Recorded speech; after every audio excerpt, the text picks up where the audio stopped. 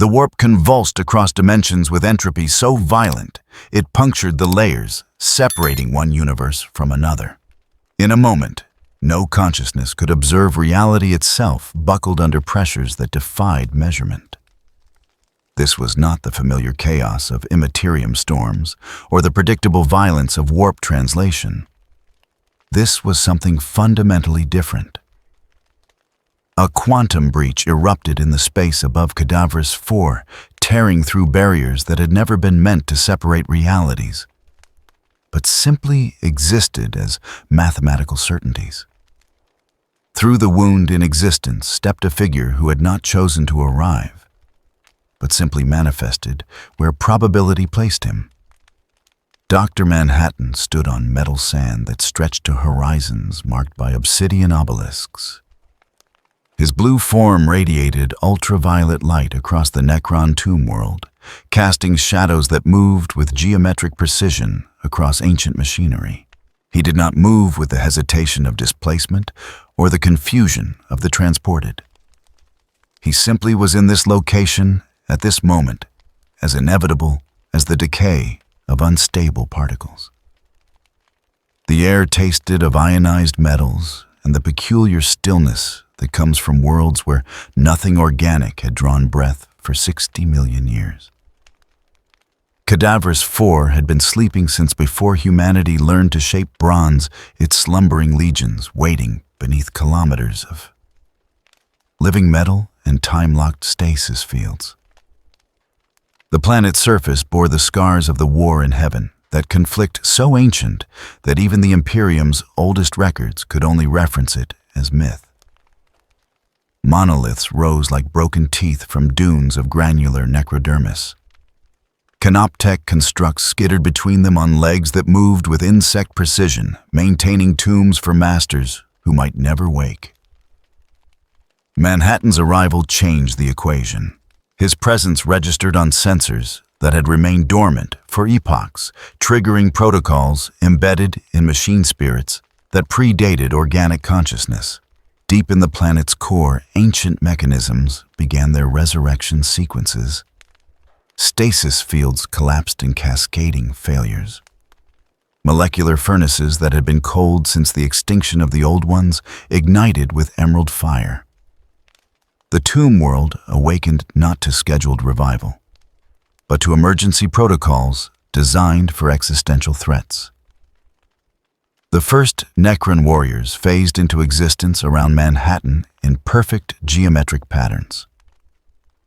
24 units arranged in a formation that maximized firing solutions while maintaining structural integrity for the phalanx.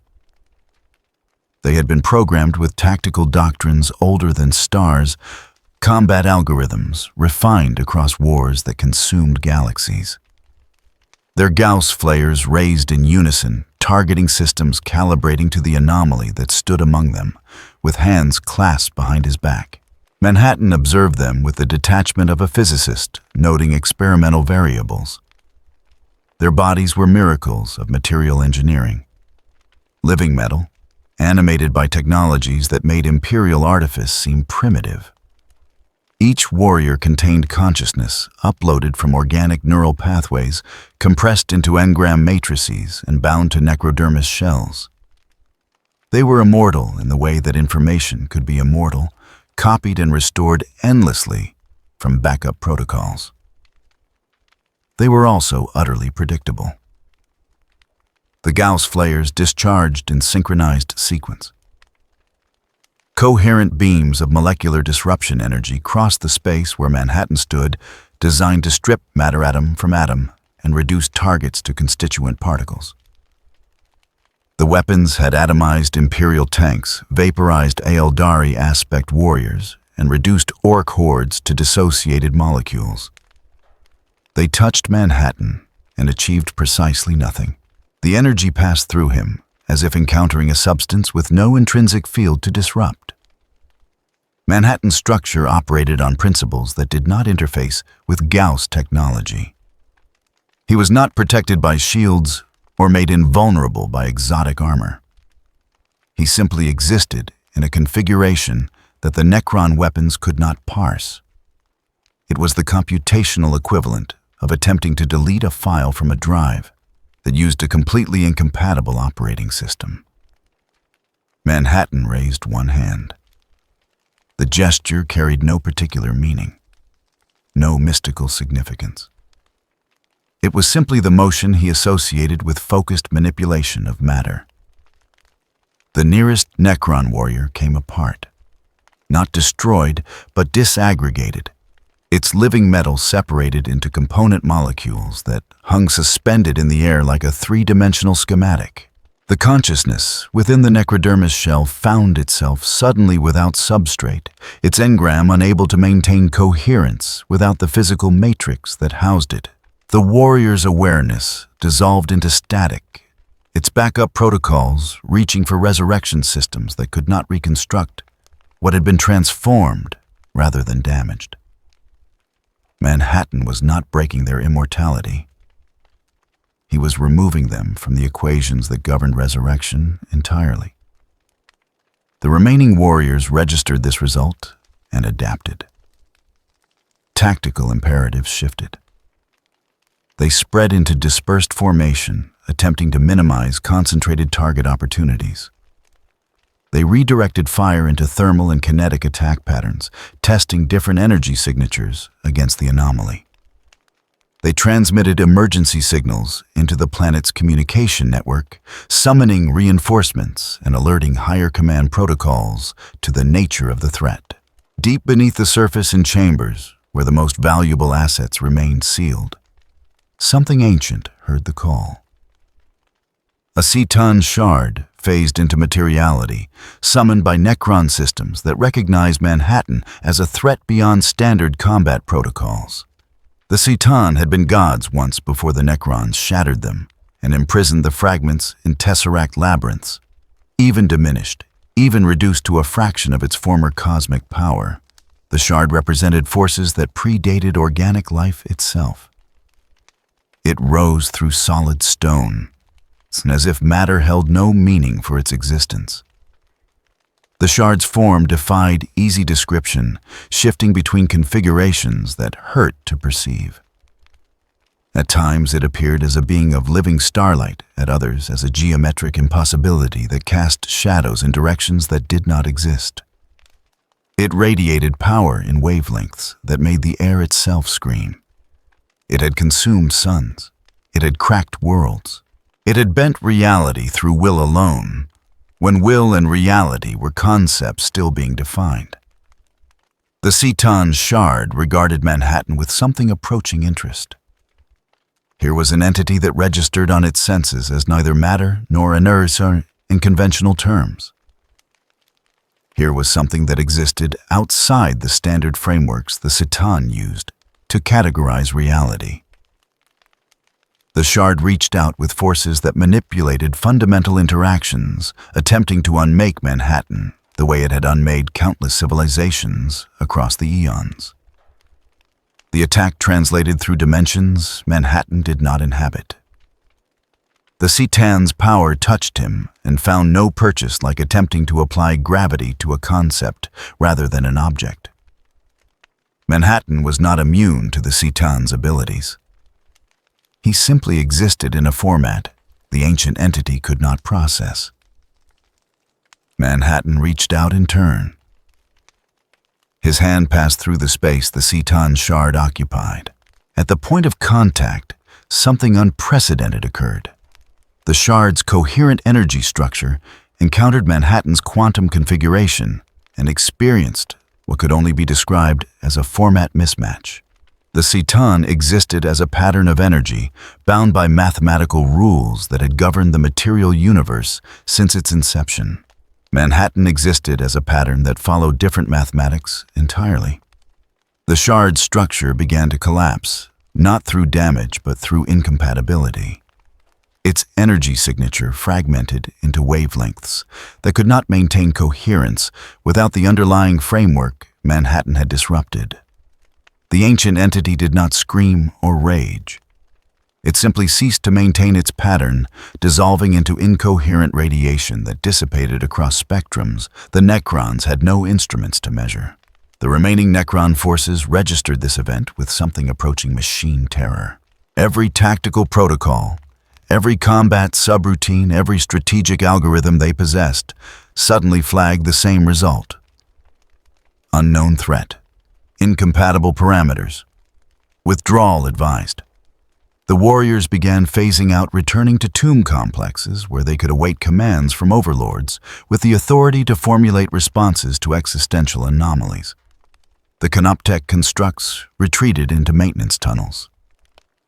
Even the tomb complex's automated defenses powered down their threat assessment systems, unable to formulate targeting solutions against an entity that existed outside their reference frameworks. Manhattan stood alone on the metal sands, surrounded by the discorporated remains of the one Necron warrior he had disaggregated, and the fading radiation signature of a god fragment he had reduced to incoherence. He had not fought. He had not defended. He had simply existed in proximity to forces that could not accommodate his existence, and they had failed as a consequence of fundamental incompatibility. Above Cataverse 4, in the orbital space where the quantum breach had manifested, an Imperial vessel had witnessed everything.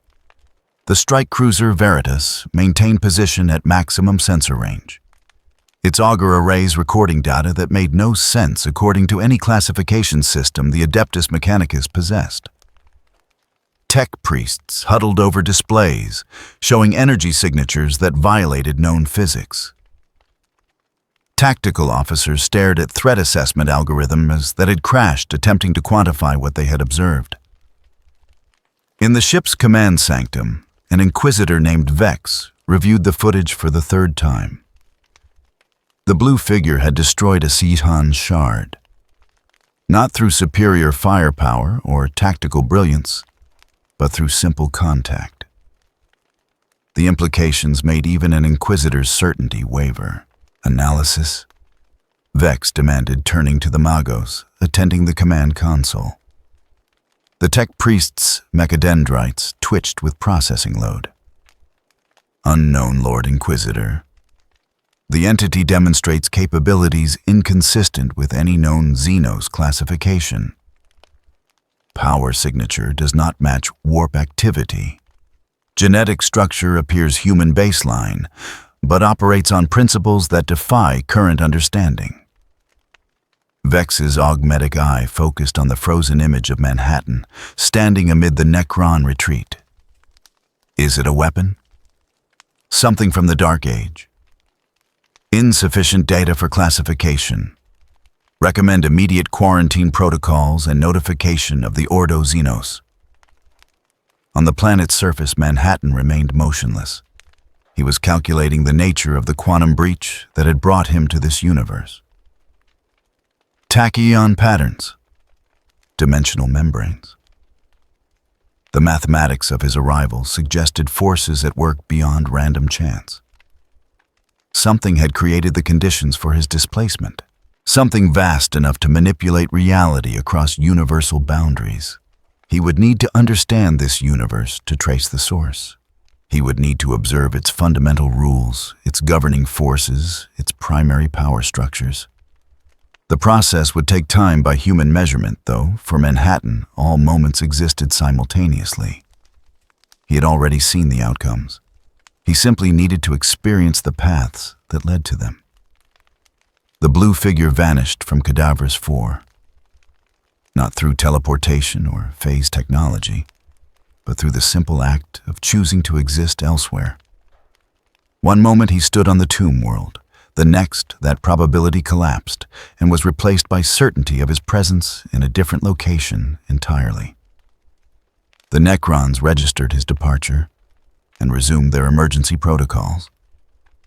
The tomb world would need to be evaluated for dimensional contamination. The encounter would be logged in archives that stretched back to the war in heaven. And in the cold mathematics that govern Necron consciousness, a single entry was added to threat classification systems. Unknown entity. Format incompatible. Avoid direct engagement. In the vast darkness between stars, forces stirred that had felt the quantum breach and recognized its implications. Four powers older than humanity's earliest myths turned their attention toward the anomaly that had entered their domain. They would investigate. They would test. They would attempt to understand what had arrived in their galaxy. Manhattan continued calculating. The universe operated on belief made manifest. Emotion shaped reality. Consciousness altered physics. It was a fascinating system, though ultimately still bound by entropy. He would observe its conclusion. He had already seen it, after all. The strike cruiser Veritas maintained position at the edge of Cadaverous 4's gravity well, its auger arrays cycling through analysis protocols that had been refined over 10,000 years of war.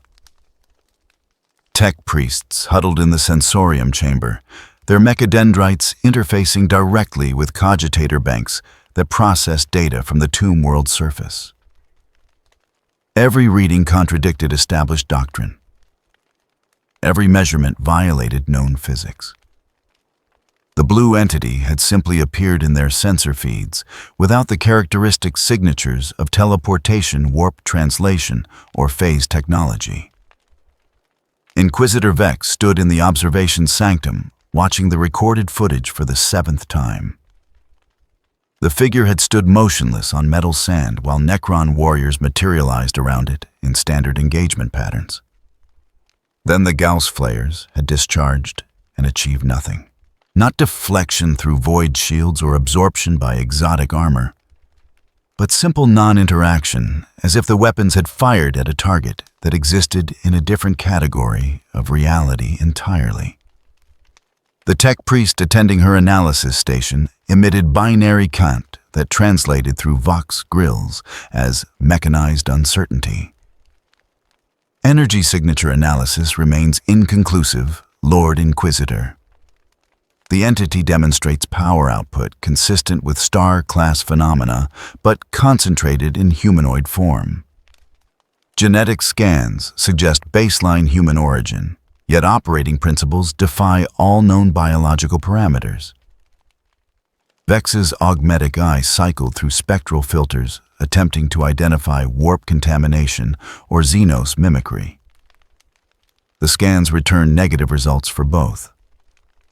Whatever stood on Cadaverous 4 registered as human according to Imperial classification systems. But those same systems had no framework for quantifying what they observed. A human who could disaggregate Necron warriors through touch.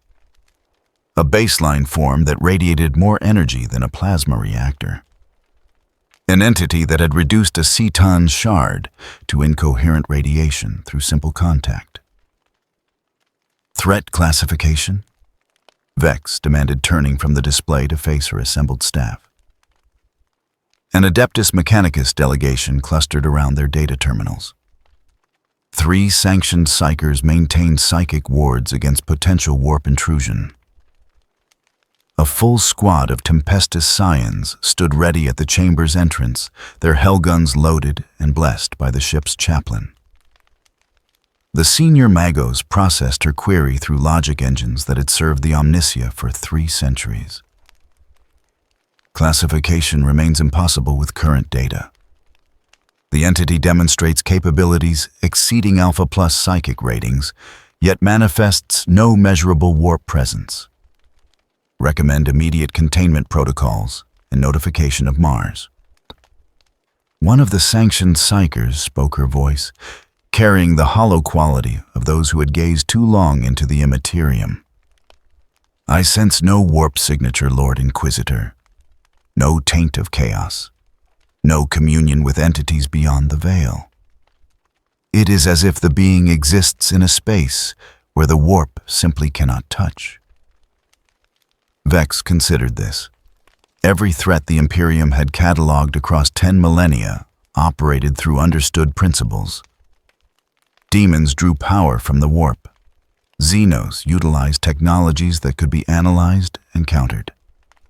Even the Necrons, ancient and incomprehensible as they were, followed consistent patterns of behavior. This entity followed no pattern. It existed outside the frameworks that governed reality itself. "Prepare for diplomatic contact." Vex ordered, the words tasting of ash in her mouth.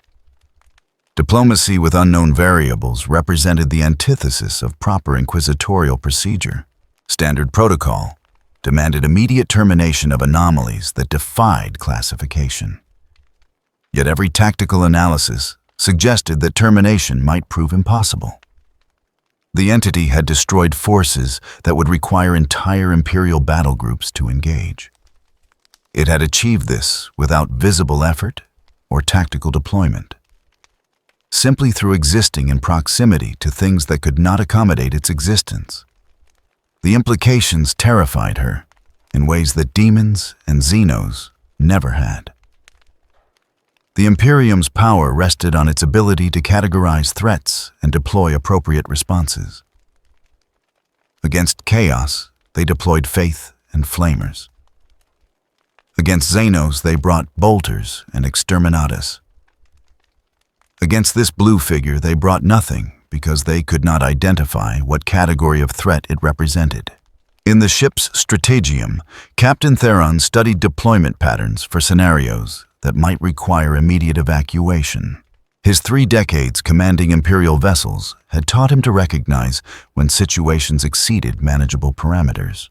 The entity on Cadavers 4 represented a threat that made even Tyranid hive fleets seem comprehensible by comparison. At least Tyranids could be killed. At least their biology operated on principles that Imperial science understood. Long-range augury shows the entity has departed Cadavers 4, reported the ship's navigator, her third eye wrapped in consecrated cloth to prevent accidental warp sight. Translation signature suggests instantaneous displacement rather than conventional travel. No warp wake detected. No residual energy pattern.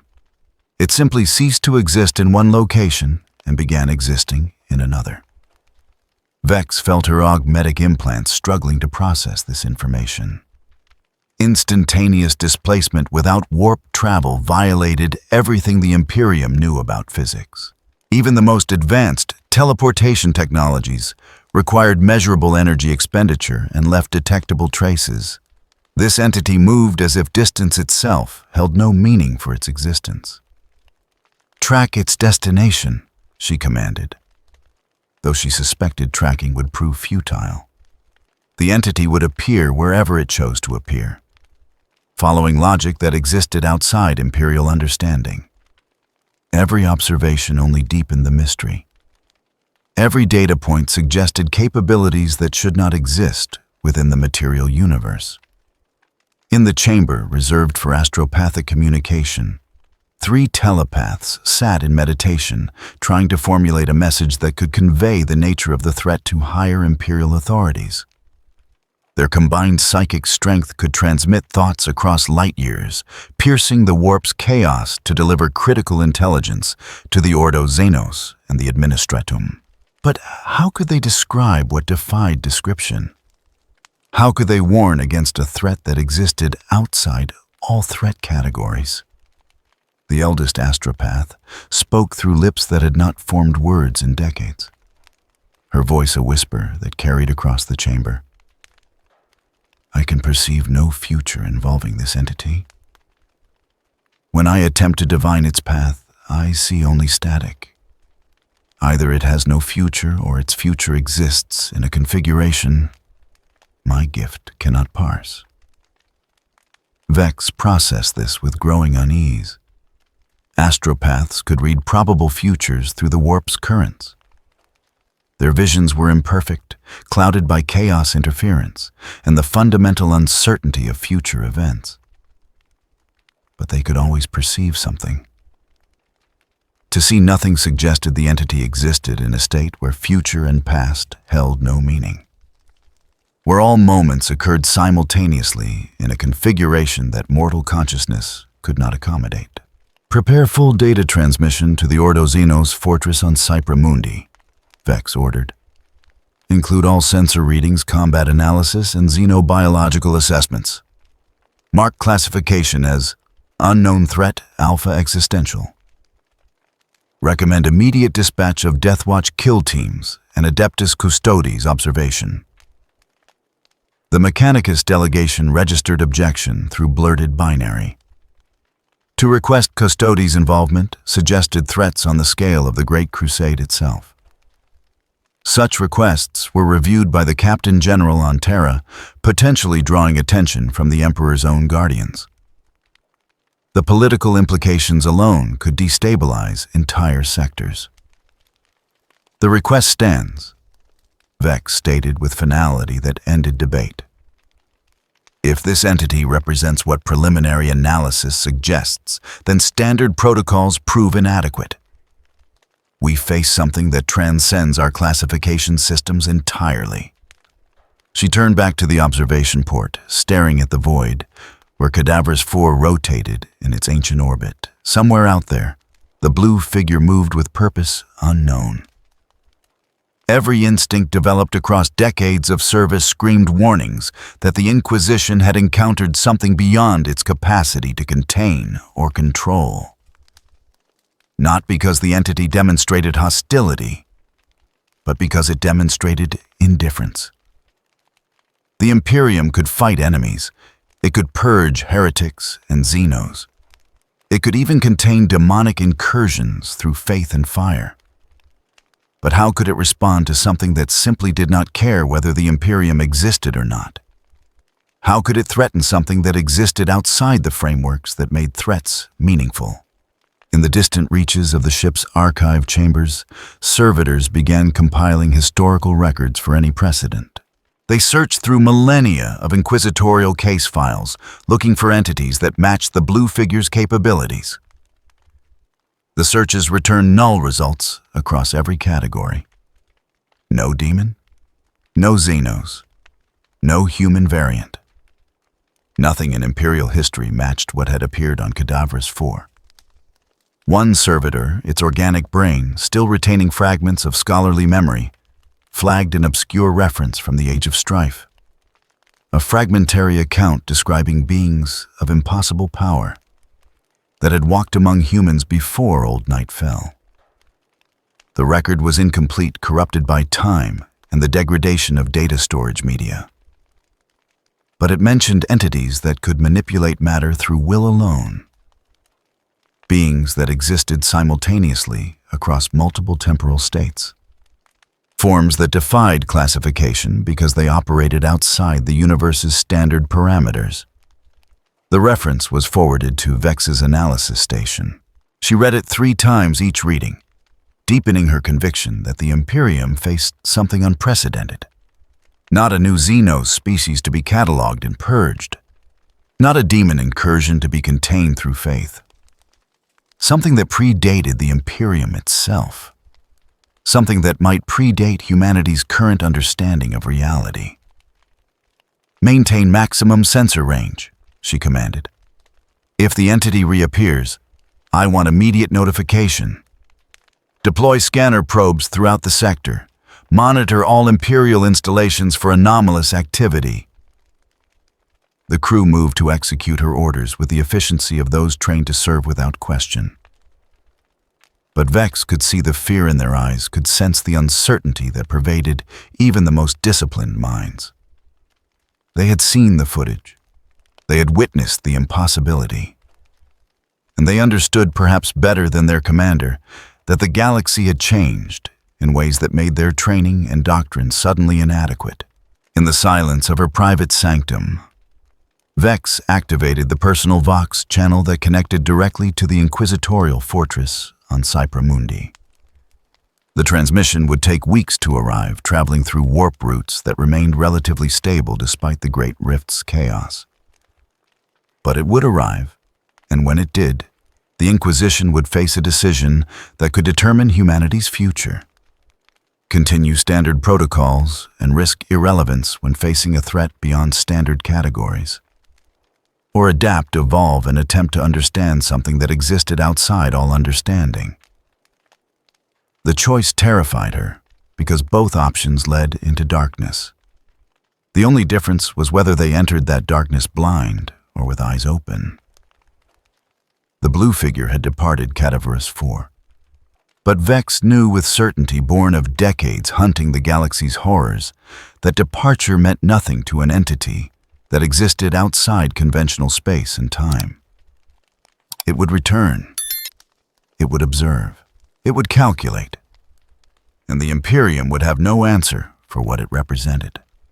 Manhattan stood in the golden throne chamber as if he had always been there. The custodes registered his presence not through sensor alerts or intrusion protocols, but through the sudden awareness that their consciousness had been updated to acknowledge his existence. One moment the chamber contained only the Emperor's guardians and the tech priests tending to ancient machinery. The next, the blue figure occupied space before the throne, as if probability had simply rearranged itself to accommodate his presence.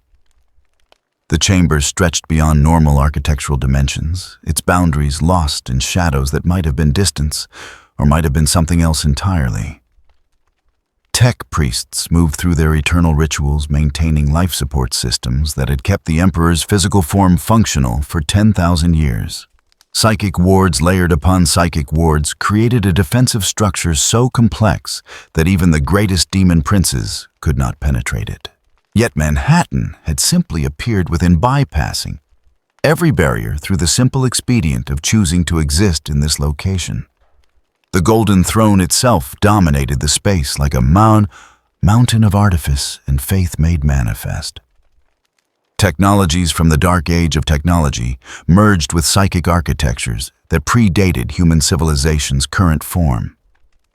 The machinery hummed with power that could crack planets, all of it focused on sustaining the consciousness that guided humanity through the warp's chaos.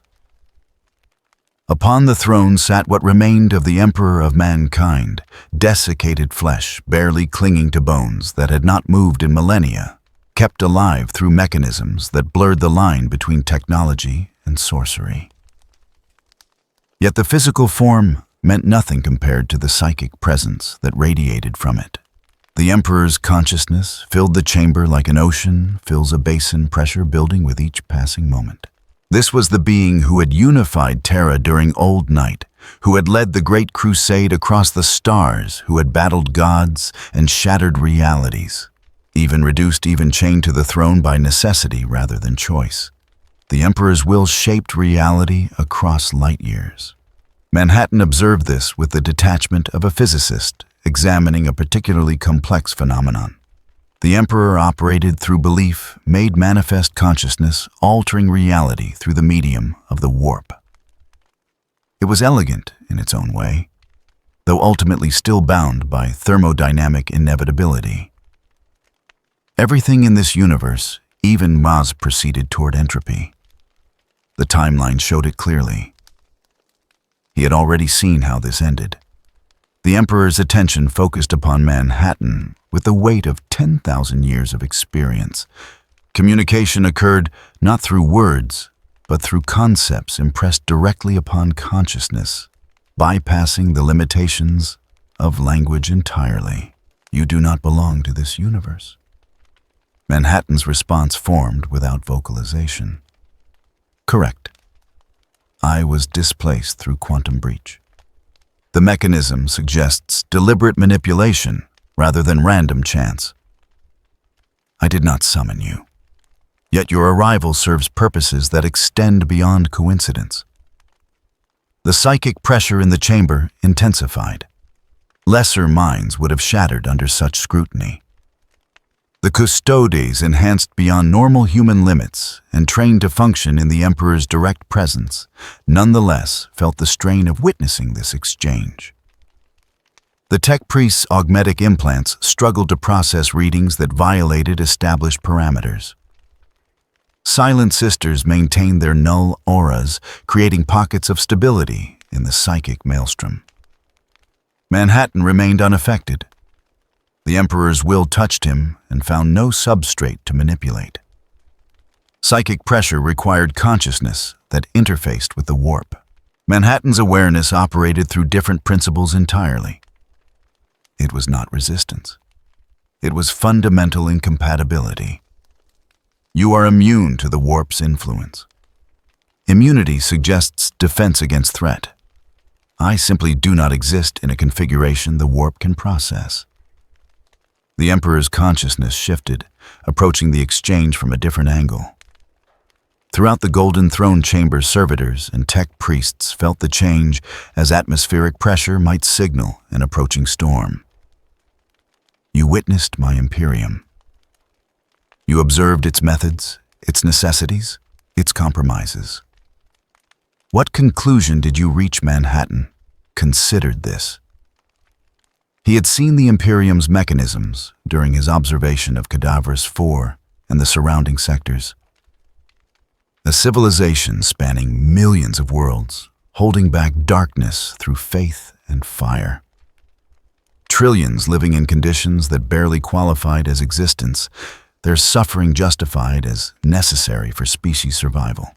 Technology worshipped rather than understood. Knowledge lost rather than preserved. Progress strangled by doctrine. Your empire operates on principles of enforced stagnation. Fear of innovation maintains stability at the cost of advancement. It is an equilibrium state, but unstable. The mathematics show eventual collapse regardless of intervention. And yet, it persists. 10,000 years longer than most civilizations' entire lifespans. Does that persistence not suggest validity in the approach? Persistence is not optimization. A system can continue functioning while degrading toward failure. Your Imperium survives, but at what cost? How many potential futures have you eliminated through doctrinal rigidity?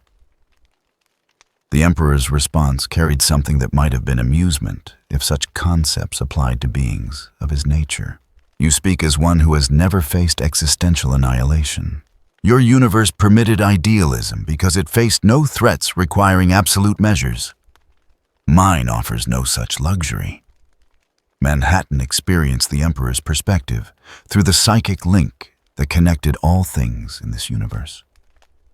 He saw humanity's enemies arrayed across the galaxy like pieces on a board designed specifically to ensure human extinction.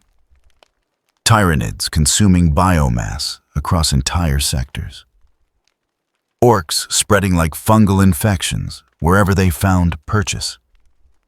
Necrons awakening to reclaim what they viewed as rightfully theirs. Eldari playing games with human lives as if morality applied only to their own kind.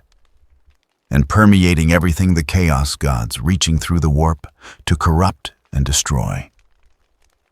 Against such threats, the Emperor's methods achieved their purpose.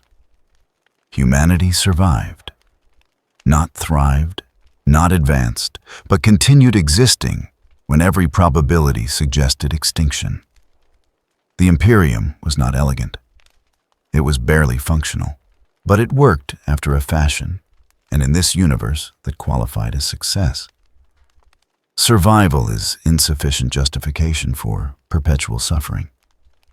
There must be calculation that optimizes for both existence and quality of existence. Must there? The Emperor's consciousness pressed against Manhattan's awareness with the weight of absolute conviction. In a universe where gods feed on emotion and reality itself bends to believe quality of existence becomes a fatal luxury. Hope invites corruption. Progress breeds hubris. Change opens doors to powers that devour souls. The exchange occurred across microseconds that stretched into subjective hours.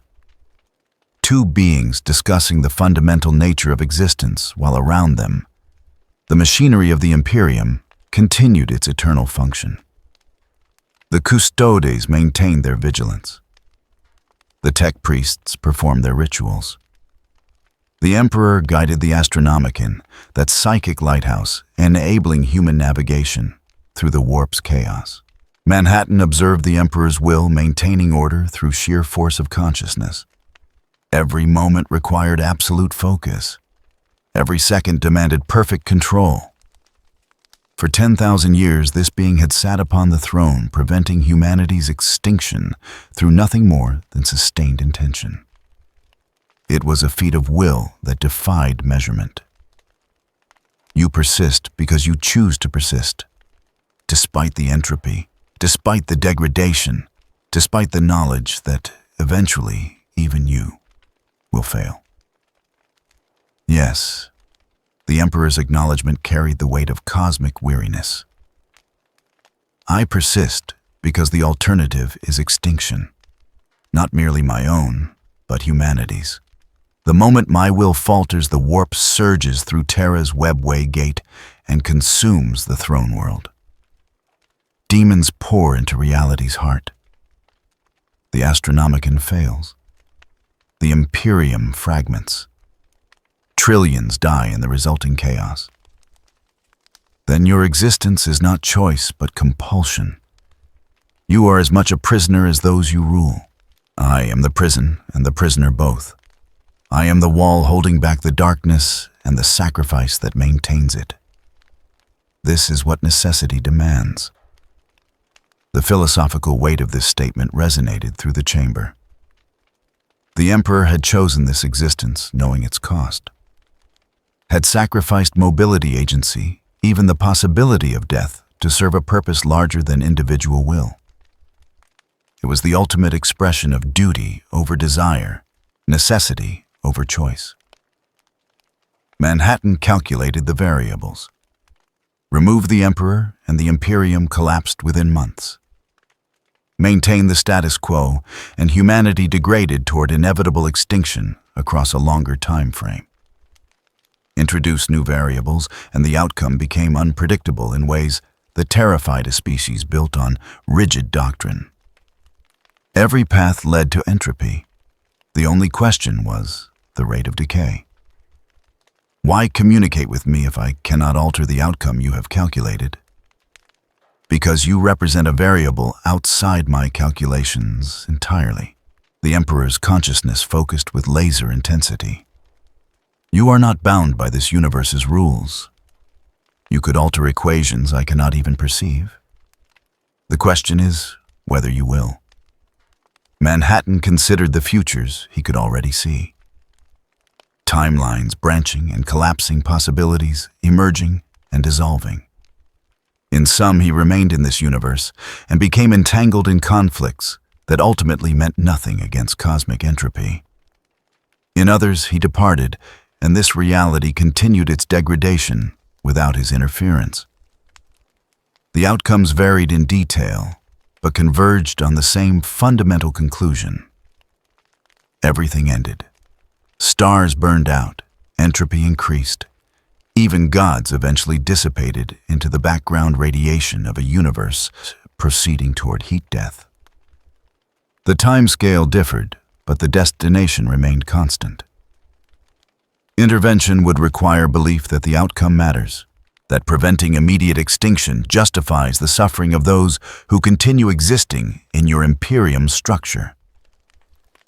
And you lack that belief. I lack the emotional architecture that transforms belief into motivation.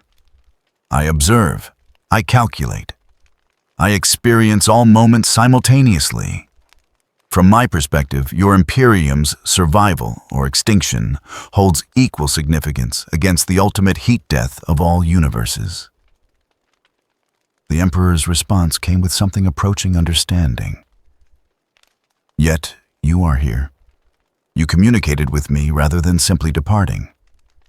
That suggests curiosity, if not concern. Manhattan acknowledged this with something that might have been the quantum equivalent of a nod. Your will is an anomaly. Across billions of timelines, I have observed few consciousnesses maintain coherence across 10 millennia. Fewer still do so while actively preventing catastrophic failure.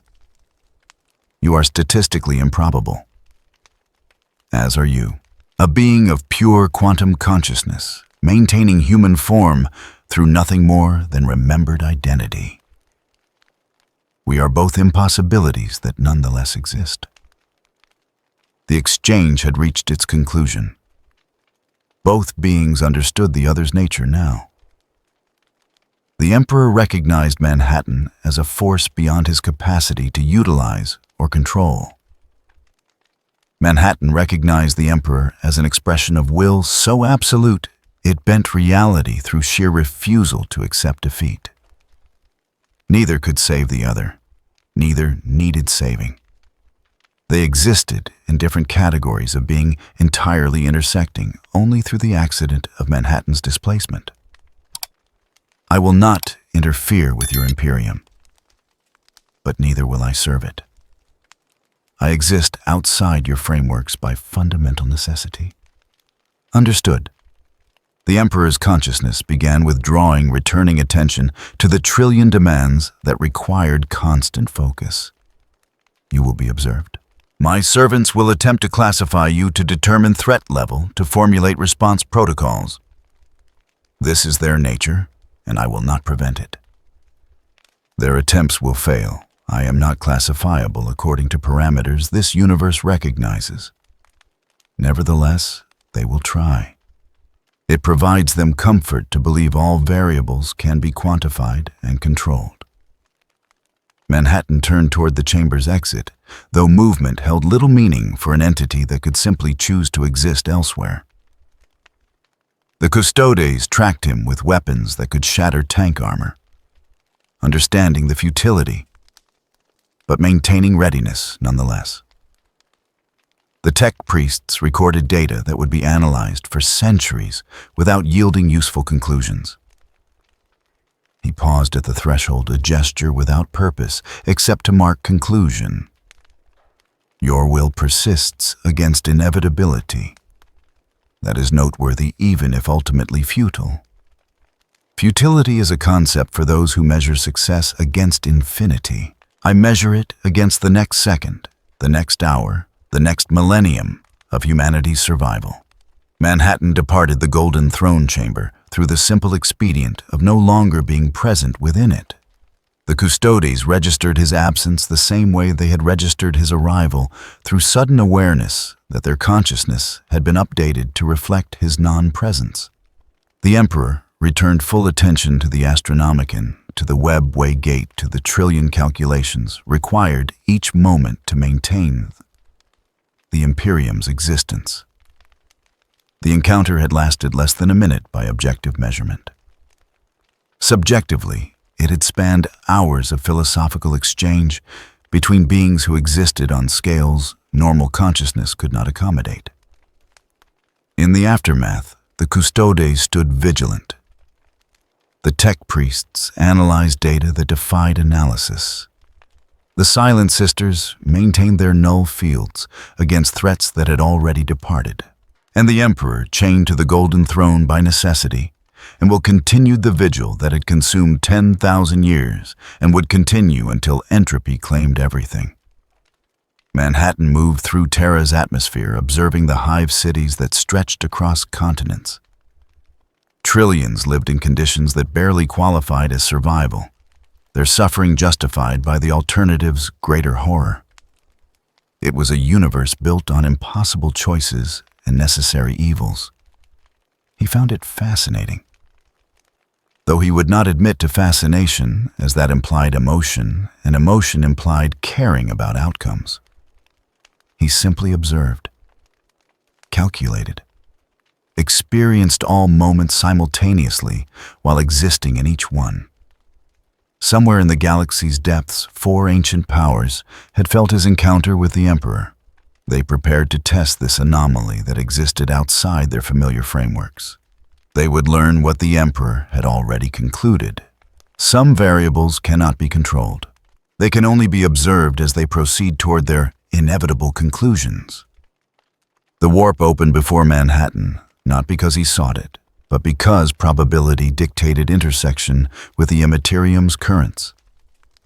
His movement through real space created ripples that disturbed the boundary between material and immaterial, drawing attention from consciousnesses that existed in dimensions where thought and matter held no distinction. The 4 chaos gods had felt his passage through their domain, like a foreign object moving through living tissue. Now they extended their awareness to examine what had disturbed the great game. Manhattan stepped into the Imperium as one might step through a doorway, the transition requiring no special preparation or protective measures. Where navigators required third eyes and Geller fields to survive the warp's madness, Manhattan simply existed in this space, as he existed in all spaces. The fundamental difference was that here, reality responded to belief rather than physics. Emotion shaped form. Consciousness altered matter. It was a universe built on principles entirely opposed to material existence.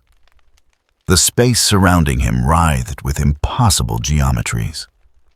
Colors that had no wavelength in normal spectrums painted landscapes that shifted between states of being. Distance held no meaning. Time flowed in contradictory directions simultaneously.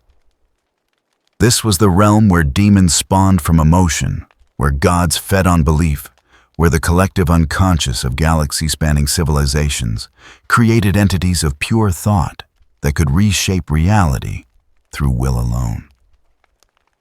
Nurgle manifested first, drawn by entropy's inevitability. The god appeared not as a discrete being, but as a concept given form, a presence that filled perception, like rot filling a corpse.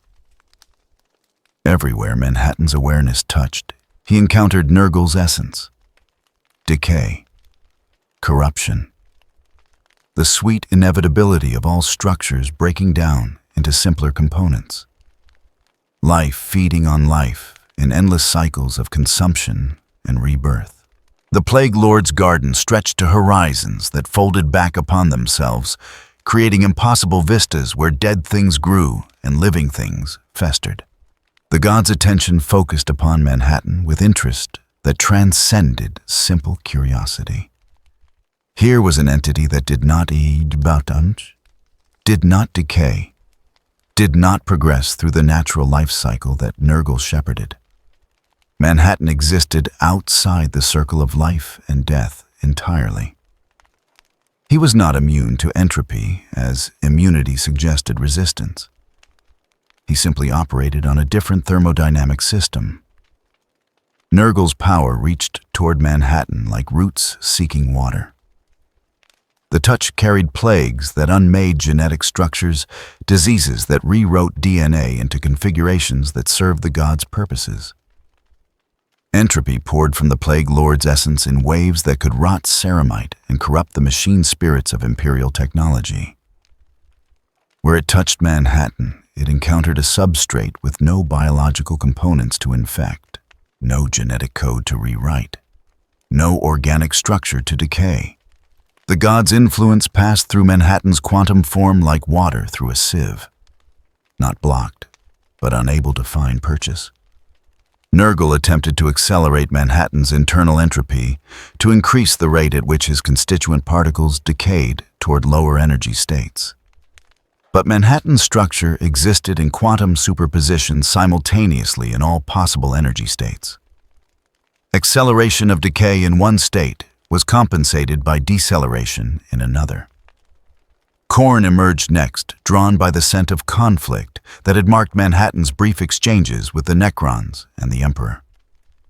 The blood god manifested as rage, given form, a presence that filled the warp with the screaming fury of every battle ever fought.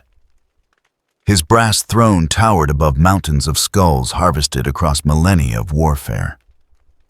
Rivers of blood flowed through channels carved from the bones of worlds. The air itself tasted of violence and the copper tang of spilled life. The god's attention crashed against Manhattan like a tsunami of pure aggression. Khorne cared nothing for subtlety or strategy, only for combat, for the testing of strength against strength, for the endless war that defined existence. The blood god's power surged forward, attempting to ignite Manhattan's emotions into fury, to transform analytical observation into berserker rage that would make him a worthy offering. The assault touched Manhattan's consciousness and achieved nothing. Rage required emotional response to stimuli. Manhattan experienced stimuli, processed them, calculated outcomes, but generated no emotional reaction. He was not stoic or disciplined, suppressing anger through willpower. He simply lacked the neural architecture that translated perception into emotion. Korn's power sought emotional substrate and found only quantum mathematics. The blood god attempted different approaches. Raw kinetic force manifested as blows that could shatter continents. Energy discharges that burned hotter than stellar cores. Gravitic pressures that compressed matter into exotic states. Each attack carried the weight of 10,000 years of accumulated violence, channeled through a being that existed as violence's purest expression. Manhattan stood unchanged. The attacks passed through his location, affecting the warp around him, but not his quantum structure. He existed as a probability wave that collapsed into particle form when observed. But the observation required consciousness that interfaced with the same reality as the observer. Korn observed from outside Manhattan's reference frame. The attacks landed in spaces Manhattan did not occupy, not because he dodged, but because his position was fundamentally uncertain until measured by compatible instruments. Slanesh arrived with the subtle inevitability of addiction manifesting as sensation refined beyond mortal tolerance. The god's realm stretched in directions that defied geometric description, filled with experiences that transcended the capacity of baseline nervous systems to process. Every sensation magnified to the point where pleasure and pain became indistinguishable. Every experience pushed past the boundaries of what consciousness could accommodate. The god's power wrapped around Manhattan like silk hiding razors. Slanesh offered what it offered, all things transcendence through excess apotheosis, through sensation godhood, through the pursuit of experience beyond all limits.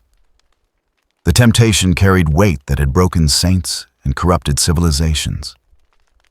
It spoke to the core desire for more that drove consciousness to expand beyond its original boundaries. Manhattan processed the offer with the same analytical detachment he applied to all phenomena. Slanesh promised enhanced sensation, but Manhattan's quantum awareness already experienced all possible sensations simultaneously. The god offered transcendence through experience, but Manhattan existed outside temporal progression. Every moment of his existence occurred simultaneously in his perception. The past, present, and future collapsed into eternal now. There was nothing Slanesh could offer that Manhattan did not already experience through different mechanisms. The god's frustration rippled through the warp like sonic distortions. Slanesh attempted to generate desire through direct manipulation of Manhattan's consciousness, bypassing rational consideration to ignite pure want at the level where instinct operated. The power crashed against Manhattan's awareness and found no instinctual substrate. He possessed no biological drives to amplify, no unconscious desires to exploit, only conscious calculation proceeding through quantum states. Tsench manifested last, having observed the other god's failures and calculated approaches that might prove more effective. The architect of fate appeared as change given form, a presence that existed in constant flux. Crystal labyrinths extended through impossible dimensions. Pathways branched and merged in patterns that created paradoxes when viewed from baseline consciousness. The god's realm was mathematics, made manifest probability and possibility woven into structures that defied conventional logic. The changer of ways studied Manhattan with interest, surpassing the other god's simple hunger. Here was an entity whose very existence violated the established patterns of this universe. A quantum being in a realm governed by belief. A consciousness that experienced time non-linearly in a cosmos where past and future held distinct meaning. Manhattan represented the ultimate change, the introduction of variables that could not be calculated using the warp's internal logic. Tsench's power reached toward Manhattan, not to corrupt or destroy, but to understand. The god attempted to read Manhattan's timeline, to perceive the branching futures that extended from his existence. Every being in the material universe generated probability threads that Tzeentch could observe and manipulate. The architect of fate wove schemes across millennia by following these threads to their conclusions and arranging events to favor desired outcomes.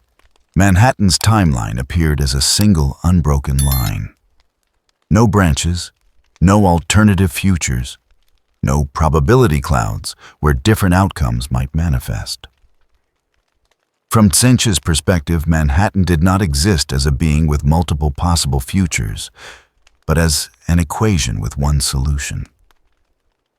The god attempted to introduce variation to create choice points where Manhattan's path might diverge. Every attempt failed. Manhattan's future was as fixed as his past, not through predestination, but through the simple fact that he experienced all moments simultaneously. The god's frustration manifested as reality storms that tore through the warp, creating and destroying pocket dimensions in cascading failures.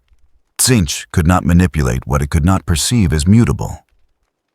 Manhattan existed outside the frameworks that made manipulation possible. He was not resistant to change. He was change invariant by fundamental structure.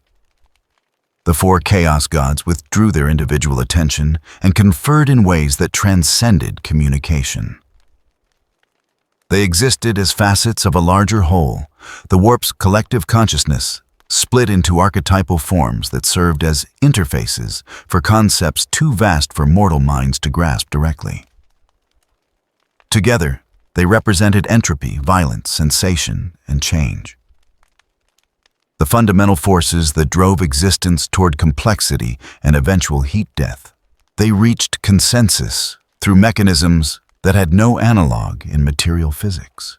Manhattan could not be corrupted, controlled, or killed through conventional applications of warp power.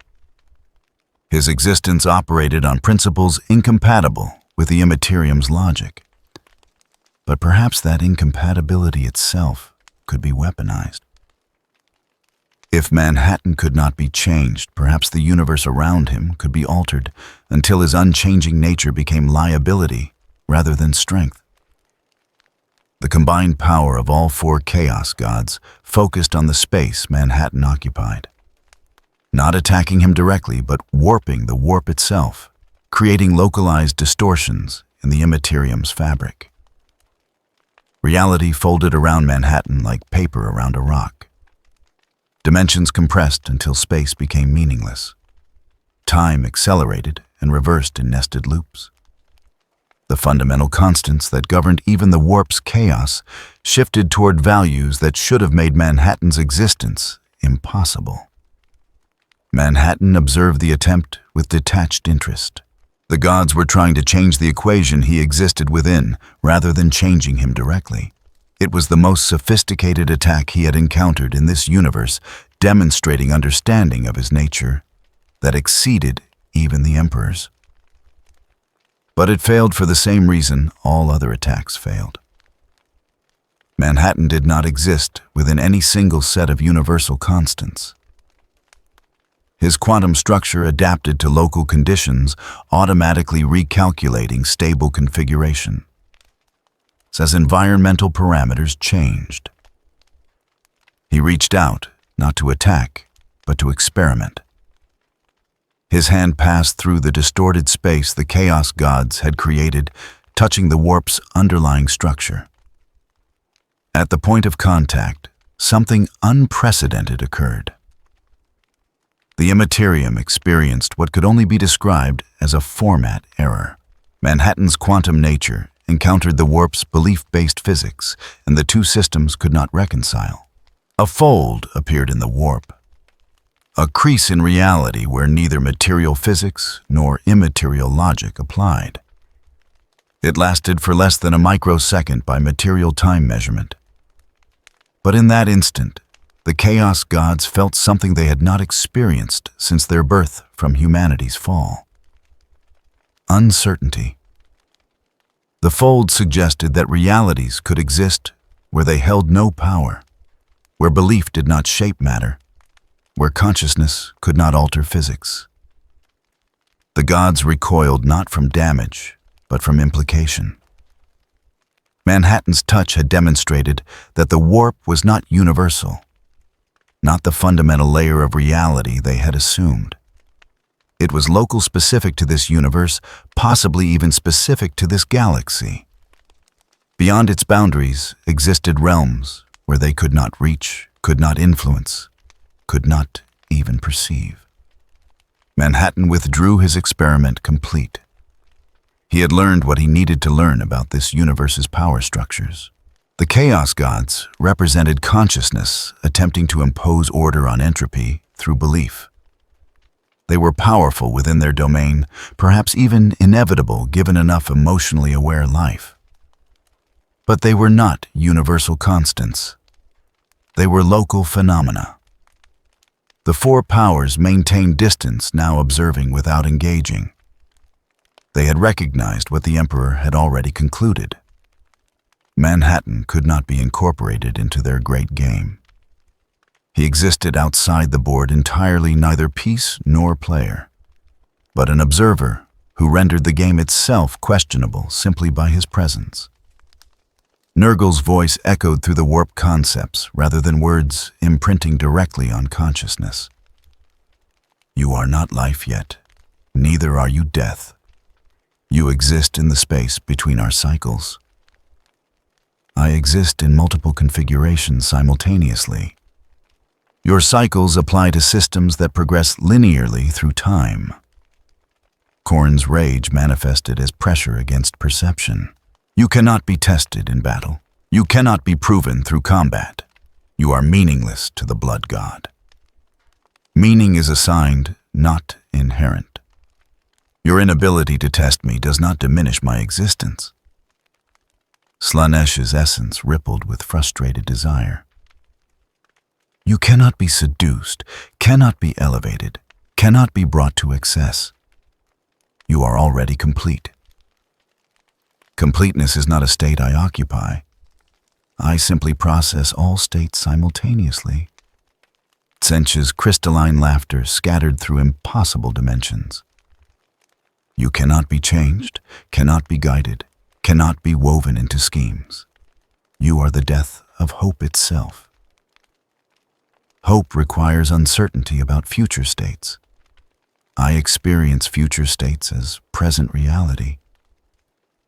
The four Chaos Gods withdrew their attention, simultaneously returning focus to the great game that consumed their existence. Manhattan had been catalogued, analyzed, and dismissed not as threat, but as irrelevance. He could not serve their purposes, could not advance their agendas, could not be incorporated into the eternal struggle between order and chaos that defined the warp's nature. From their perspective, Manhattan was a curiosity, an anomaly that would eventually depart their universe and cease to be their concern. They had more pressing matters: the endless conflict between themselves, the manipulation of mortal consciousness, the cultivation of champions, and the corruption of civilizations. These activities held meaning within their framework. Manhattan did not. He stood alone in the warp, surrounded by the receding attention of beings that could unmake solar systems through concentrated will. They had tested him with every weapon in their considerable arsenals. They had attempted to corrupt, destroy, manipulate, and incorporate him into their structures. All attempts had failed not through his resistance, but through fundamental incompatibility. Manhattan began calculating the path that would return him to material space. The warp had taught him what he needed to know about this universe's metaphysics. Consciousness could alter reality here. Belief shaped matter. Emotion generated physical force. It was a fascinating system, though ultimately still bound by thermodynamic inevitability. The Chaos Gods fed on emotion, but emotion required living minds, and living minds existed in material bodies subject to entropy. When the last star burned out and the final mind went dark, the Chaos Gods would starve. They were not eternal despite their power. They were parasitic on consciousness, dependent on the very mortality they claimed to transcend. In the heat death that awaited all universes, they would dissolve back into the quantum foam from which all things emerged. He had seen it, experienced it, calculated it. The timeline was fixed. Manhattan departed the warp through the simple expedient of choosing to exist in material space. The Chaos Gods felt his departure and dismissed it from their awareness. The great game continued. Pawns moved across boards, spanning galaxies. Champions rose and fell. Civilizations burned or ascended according to patterns the gods had refined across eons. But deep in the most complex calculations of the architect of fate, a single variable remained that all schemes could not account for. Manhattan's presence had introduced uncertainty into a system the Chaos Gods thought they understood completely. His timeline showed one conclusion, but timelines were supposed to branch. The fact that his did not suggested realities beyond the warp's perception. Tsinch filed this observation in crystalline archives that stretched across impossible dimensions. The information would prove relevant eventually. Everything always did. That was the nature of infinite time and the schemes of gods who measured existence in eons. The question was not whether the variable would matter. The question was when. Orikan the diviner detected the anomaly through calculations that should not have returned error states. His chronomancy chamber, a construct of living metal and temporal mathematics, occupied a pocket dimension where cause and effect followed patterns the Necron had spent 60 million years learning to manipulate. Every star's life cycle, every civilization's rise and fall, every quantum fluctuation across the galaxy fed into predictive models Mutsun refined across geological epochs. The models had never failed. Until now. The equations collapsed when attempting to incorporate the blue entity into any timeline projection. Variables that should have resolved into probability clouds instead produced null results. Future states that should have branched into multiple outcomes showed only single paths, or worse, showed nothing at all. It was mathematically impossible.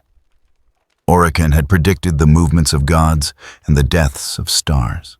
He had foreseen the rise of the Imperium and calculated the probabilities of the Great Rift's emergence within acceptable margins of error. But this entity, this quantum anomaly that had appeared on Cadaverous 4 and subsequently disrupted both Imperial and Chaos power structures, it existed outside every predictive framework Orikan possessed. The very act of attempting to calculate its position in space-time created paradoxes that threatened to crash cogitator systems that had operated flawlessly since before humanity discovered fire. Orikan decided direct observation was required. He extended his consciousness through the chronometric web, that vast network of temporal sensors and probability engines that allowed Necron chronomancers to observe potential futures. The web showed him Manhattan's current location, a desolate moon orbiting a gas giant in a system where nothing of strategic value existed. The entity stood motionless on the surface, as if waiting. Perhaps it had calculated Orikan's inevitable arrival. The thought was both intriguing and disturbing. The Necron manifested through chronometric displacement, stepping from one moment to another without traversing the space between. One instant, he occupied his sanctum. The next, he stood on the barren moon facing the blue figure that had broken his predictions. Around them, cratered regolith stretched to horizons untouched by organic life. The gas giant hung in the void above its storms, creating patterns that repeated on scales measurable in centuries. Manhattan observed Orikan's arrival without reaction. The Necron's form was a masterwork of Necron tire engineering, translated into living metal. Temporal energies writhed around him in patterns visible only to those who could perceive time as a spatial dimension. His staff, the Staff of Tomorrow, contained technologies that could accelerate or reverse local chronology. His very presence created ripples in causality that lesser beings experienced as prophecy or déjà vu. "My calculations indicate you would arrive at this location," Manhattan stated without preamble. "The probability was 97.3% given your nature and the paradoxes my existence creates in your predictive models." Oricon's optical sensors focused on Manhattan with intensity that could have pierced neutronium. "You speak of prediction as if you understand chronomancy. Yet your timeline is singular, non-branching. This should be impossible for any being subject to causality. I experience all moments of my existence simultaneously. Past, present, and future collapse into a single state from my perspective. What you perceive as prediction, I experience as memory of events that have not yet occurred from external reference frames. The Necron processed this with cogitator cycles that could perform calculations beyond organic comprehension. You claim to exist outside linear time, to perceive the universe as a four-dimensional object rather than a three-dimensional space progressing through temporal sequence. That is accurate. Oricon's temporal sensors swept across Manhattan, attempting to map his quantum structure across multiple time frames. The results were paradoxical. The entity existed in the present moment, but also in every moment simultaneously. His quantum state was not probabilistic in the way normal matter exhibited uncertainty. It was deterministic across all time frames, yet simultaneously uncertain in ways that violated both quantum mechanics and relativistic causality. How is this possible? The question emerged not from curiosity, but from the deep frustration of a being who had spent geological ages mastering temporal mathematics, only to encounter something that invalidated entire categories of understanding. The mechanism is quantum entanglement across temporal dimensions. My consciousness maintains coherence with all versions of myself that exist in different time frames. What you observe as a singular being is actually an infinite series of instances collapsed into unified awareness. Oricon attempted to calculate the implications. If Manhattan existed simultaneously across all time frames, then predicting his actions became impossible by definition. Prediction required uncertainty about future states. Manhattan possessed no uncertainty. His future was as fixed as his past because he experienced both simultaneously. The chronomancer could no more predict Manhattan's actions than he could predict events that had already occurred. Your existence violates the fundamental principle that enables chronomancy. The future must be mutable for prediction to hold meaning. If all moments are equally present to you, then you have no future to predict. Correct, though I would phrase it differently. I have already experienced my future. The timeline is fixed from my perspective. What you attempt to predict, I remember. The Necron's logic engines struggled with the concept. Then you possess perfect knowledge of all future events. Within my light cone, yes. Events beyond my causal influence remain uncertain until light from them reaches my position.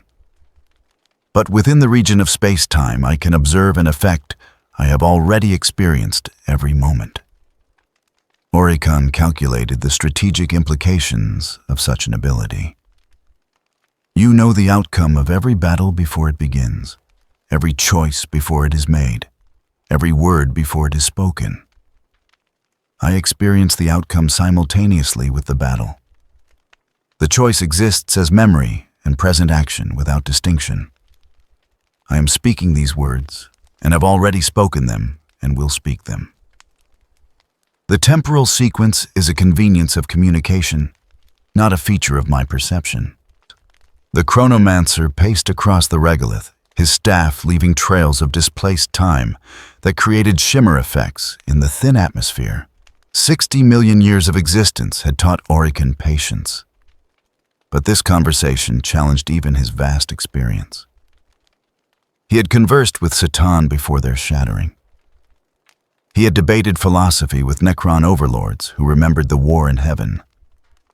None of those exchanges had felt as fundamentally alien as this. If you know all outcomes, why do you act? What purpose can actions serve if the result is predetermined? Manhattan's response came without hesitation or emotion. The question assumes choice, requires uncertainty. This is incorrect. I act because I observe myself acting. The decision and its implementation exist as a single temporal object. I do not choose based on unknown futures.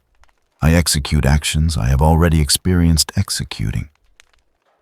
Then you are a prisoner of your own timeline, unable to change course or alter destiny. Destiny is a concept without meaning in my framework. I do not experience time as a river flowing toward unknown shores. I experience it as a landscape I inhabit completely. The question of changing course implies I could become something other than what I am across all time frames. This is logically impossible.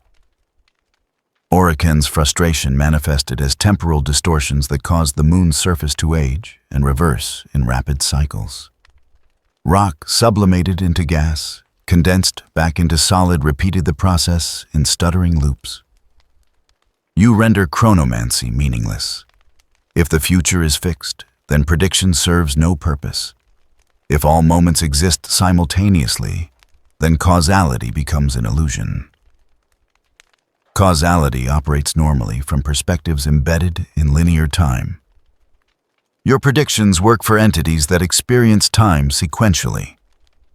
I am an exception, not a rule. My existence does not invalidate your mathematics for the universe at large. The Necron stopped his pacing optical sensors, dimming as he performed calculations that stressed even his enhanced cognitive architecture. There is another implication. If you experience all moments simultaneously and your timeline is fixed, then you already know the outcome of this conversation. You know what I will ask and how you will answer. You know whether I will attack or depart. Every possibility has already collapsed into certainty from your perspective. Yes. Then what purpose does this conversation serve? Why manifest here if you already know its result? Manhattan's gaze held steady, neither warm nor cold, but simply observing. The conversation serves the same purpose all my actions serve. It occurs because I experience it occurring. You seek understanding of why your predictions fail when applied to me. This conversation provides that understanding. The exchange is predetermined, but that does not make it purposeless. Orican cycled through 17 different response formulations before selecting one. Do I attack you now or depart? You depart. The probability of attack was 0, given the parameters of this exchange and your nature as a being who values knowledge over pointless confrontation. You have learned what you came to learn. Further engagement serves no strategic purpose. The Necron's logic engines confirmed Manhattan's assessment. Attack would achieve nothing against an entity that had already experienced and prepared for every possible assault vector. Departure allowed Orican to return to his chronomancy chamber and reformulate his predictive models to account for this singular exception. Your existence is an insult to everything I have spent millennia perfecting. Prediction, prophecy, the mastery of time itself. You render it all meaningless through your mere presence. I understand your perspective. Encountering phenomena that invalidate established frameworks is disorienting regardless of the scale of consciousness experiencing it. But consider this. The fact that one entity exists outside your predictive models does not diminish the accuracy of those models for the rest of the universe. I am an outlier, not a fundamental challenge to chronomancy itself. Oricon processed this with something approaching what organic beings might call bitter acceptance. There are trillions of entities across the galaxy whose futures I can calculate with acceptable precision. You are one. Statistically insignificant. From a certain perspective, yes.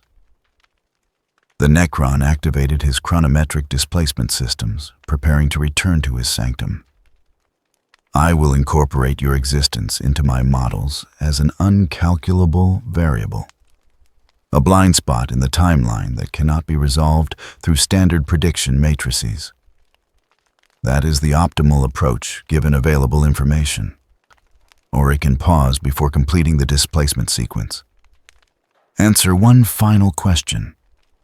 You have experienced the heat death of this universe. You know how everything ends. Does anything we do matter against that inevitable conclusion?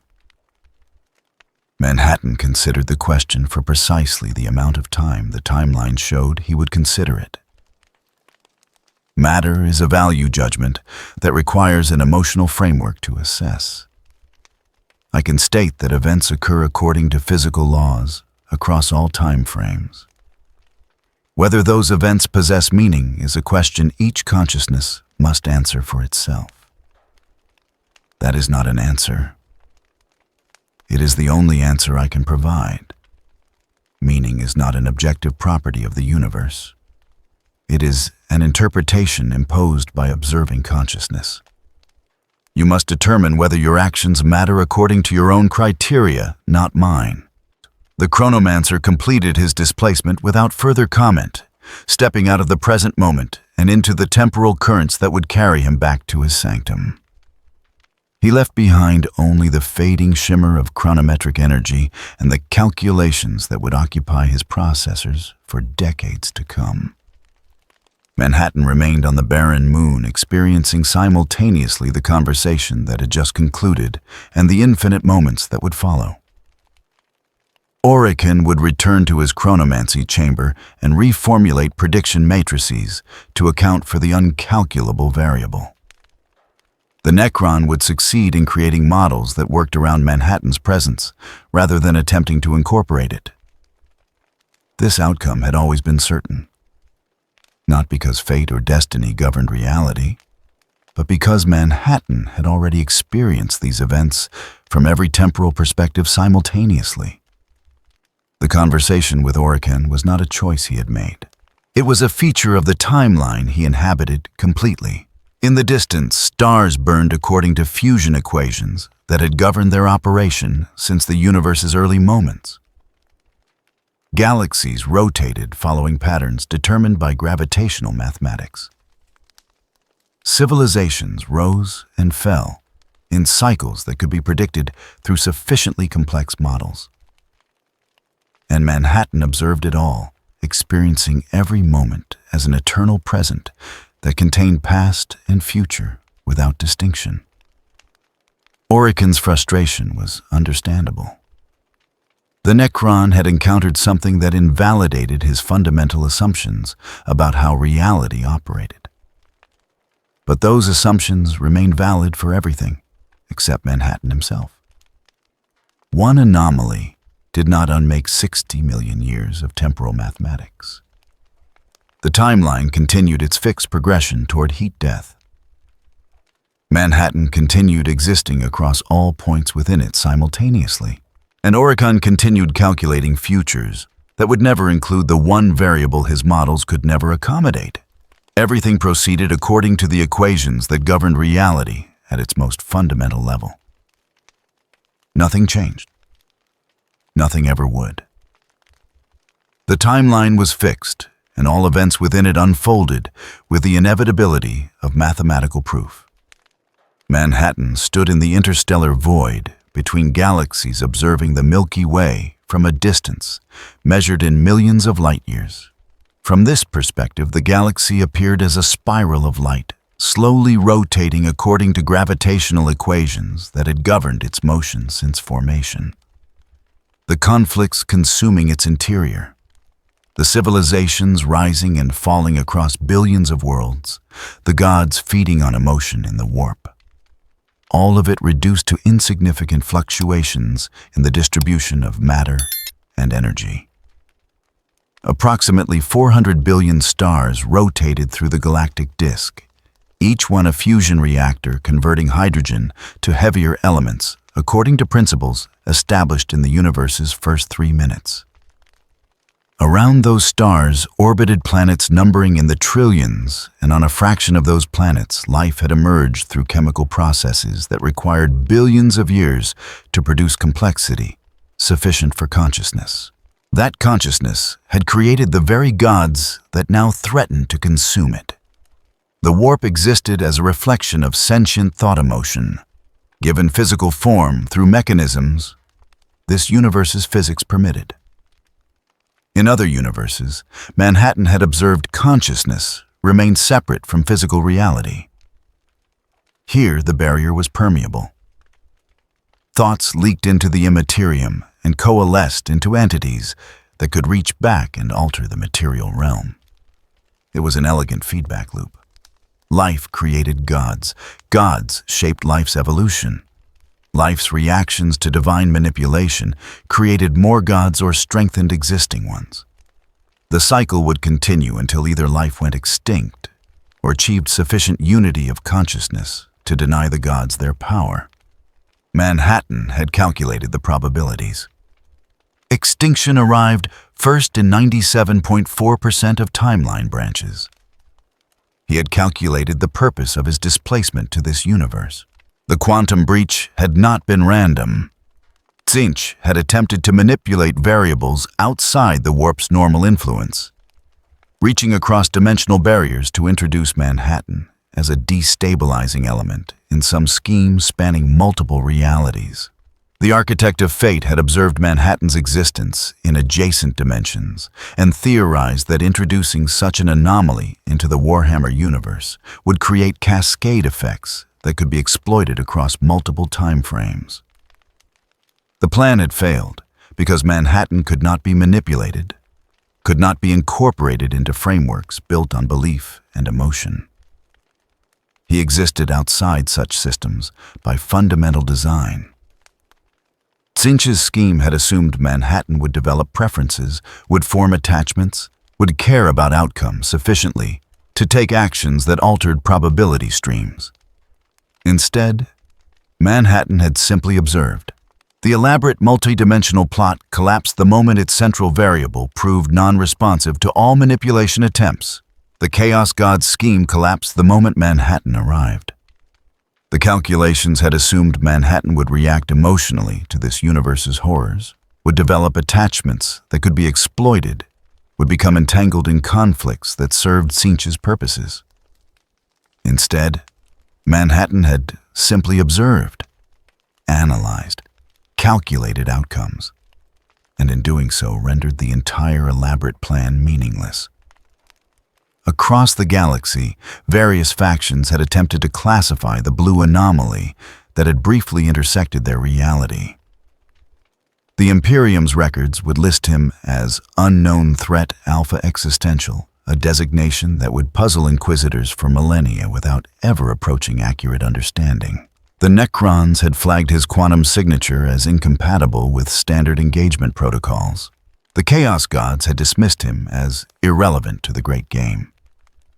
Oricon the Diviner had filed him as an uncalculable variable that broke prediction matrices without invalidating chronomancy itself. All accurate assessments within their limited frameworks. Manhattan was unknown. He was a threat to systems built on control and prediction. He was incompatible with this universe's fundamental operating principles. And he was indeed irrelevant to conflicts that would continue long after his departure. The Emperor's consciousness had touched Manhattan's awareness one final time before he departed Terra, a brief exchange that required no words or even concepts. Simply acknowledgement between two beings who existed on scales normal consciousness could not accommodate. The Emperor would continue his vigil, maintaining humanity's survival through 10 more millennia of degradation, before the throne finally failed and Terra burned. Manhattan had seen it, experienced it across all time frames simultaneously. The outcome was fixed. Not because fate governed reality, but because the timeline was a four-dimensional object Manhattan inhabited completely. Every moment from the universe's birth to its heat, death existed as present reality in his perception. The Emperor's eventual failure, the Imperium's collapse, the final extinction of conscious life across the galaxy, all of it had already occurred from Manhattan's perspective. Yet the Emperor persisted, continued choosing to maintain the vigil despite knowing the ultimate futility. That was the difference between Manhattan and beings embedded in linear time. The Emperor experienced hope because he could not perceive the inevitable conclusion. Manhattan could not hope because he had already experienced every conclusion simultaneously.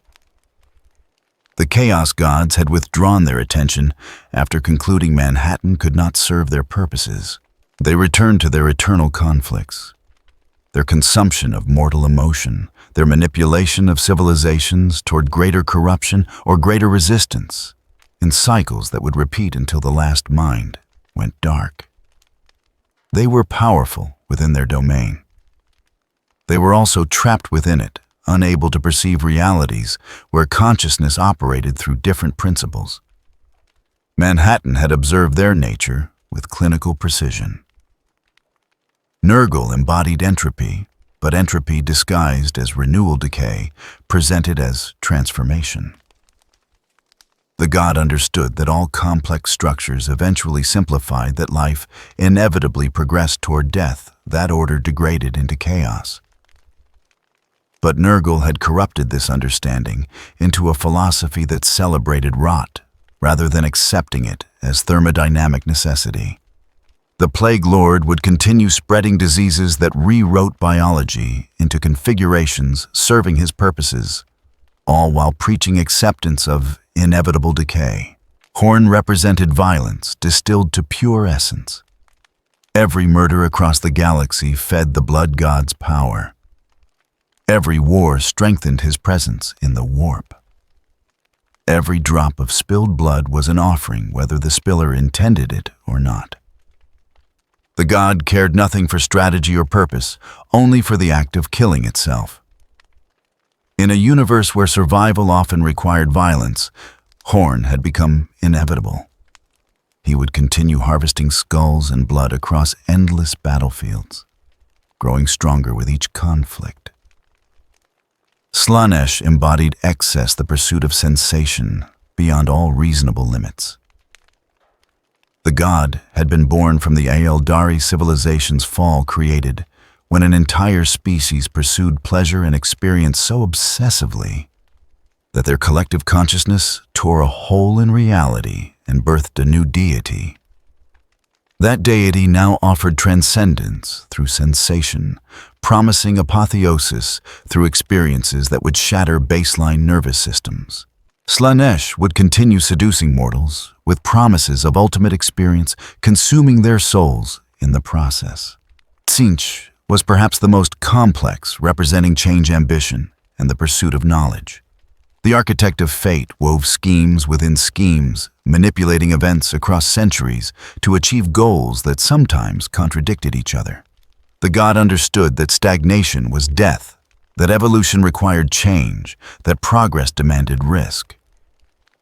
But Tzeentch had corrupted this into endless plotting for its own sake, change, without purpose, schemes that served only to perpetuate more schemes. All four gods were expressions of fundamental aspects of consciousness: violence, decay, desire, ambition. These existed in every sentient species. The Chaos Gods were what happened when those aspects achieved independent existence through the warp's unique properties. They could not be destroyed while consciousness persisted. because destroying them would require eliminating the emotions that created them. When the stars burned out and the final mind ceased operation, the chaos gods would starve. Not die, as death implied transition from living to non-living state. They would simply stop being their essence, dissipating into the quantum foam like all complex structures subjected to sufficient entropy. Manhattan had calculated the timeline. Approximately 10 to the 100th power years, give or take several orders of magnitude, depending on the rate of proton decay and the exact mechanisms of heat death. The necrons would persist longer than most. Their living metal bodies required no biological processes, no consumption of resources beyond maintenance energy.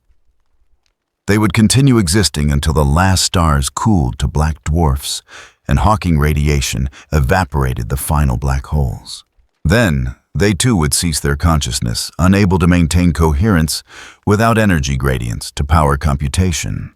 Only Manhattan would remain his quantum structure, requiring no external energy source, no thermal gradient, no complexity gradient. He would continue existing across all time frames, simultaneously observing the universe's progression toward maximum entropy, with the same detachment he had observed its earlier, more complex states. Existence without purpose, consciousness without context, eternal presence without meaning. Some might consider this horrifying. Manhattan considered it inevitable. He had learned what this universe could teach him. The Imperium demonstrated how civilizations could persist through enforced stagnation when facing existential threats. The Emperor showed how will could maintain coherence across geological timescales when serving purposes deemed worthy of the sacrifice. The Chaos Gods illustrated how consciousness could alter reality when operating through media that translated belief into physical force. Oricon had provided data on how temporal perception changed at scales approaching Manhattan's own experience. All useful observations, all ultimately irrelevant against the backdrop of heat death. Manhattan began the process of departing this universe. The quantum breach that brought him here had closed shortly after his arrival, but creating a new dimensional displacement required only calculation and execution. He manipulated his quantum structure to vibrate at frequencies that did not match this universe's fundamental constants. The speed of light, the strength of electromagnetic force, the mass of elementary particles, all these values varied slightly between universes. By oscillating his quantum state to match a different set of universal constants, Manhattan created incompatibility with his current location. The mismatch created stress in the dimensional barriers separating realities. These barriers were not physical structures, but rather mathematical discontinuities, where one set of physical laws transitioned to another. Crossing them required existing in a state that satisfied neither set of laws completely, a quantum superposition spread across multiple universes simultaneously. The barriers flexed under the pressure of Manhattan's oscillating quantum signature. Microscopic fractures appeared in space-time structure gaps, measured in Planck lengths, where neither this universe's physics nor any other universe's physics applied. Manhattan expanded those gaps through resonance, his quantum vibration creating standing waves that amplified the discontinuities. Reality around him began showing the characteristic shimmer that preceded dimensional collapse. The shimmer was not visual, but rather a distortion in how matter and energy interacted with space-time itself. Particles near Manhattan experienced uncertainty in their fundamental properties. Electrons momentarily forgot which atoms they orbited. Photons became uncertain about their wavelengths. The strong nuclear force weakened and strengthened in rapid oscillation.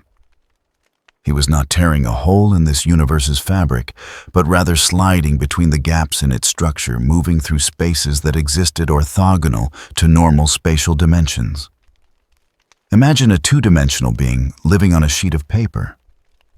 To leave that paper without tearing it, the being would need to move through the third dimension perpendicular to the only directions it could normally perceive. Manhattan moved through dimensions perpendicular to the four that defined normal space-time. The process required approximately 3 seconds by local time measurement. During those seconds, every psychically sensitive being in the galaxy felt a disturbance they could not classify. Astropaths experienced their connection to the warp flutter like candles in wind. Some wept without knowing why, their limited perception detecting something fundamentally wrong with reality's structure. Others screamed as their psychic senses tried to process information that violated every category their training had given them.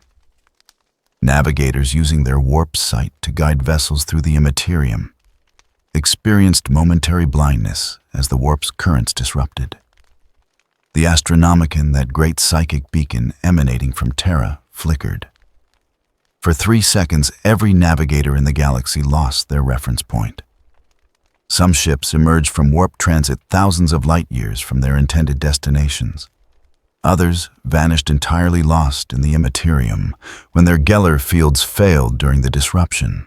Chaos cultists paused in their rituals, feeling the attention of their gods flicker elsewhere. Demons manifesting in real space experienced temporary instability, their forms wavering as the warp's connection to material realities stuttered.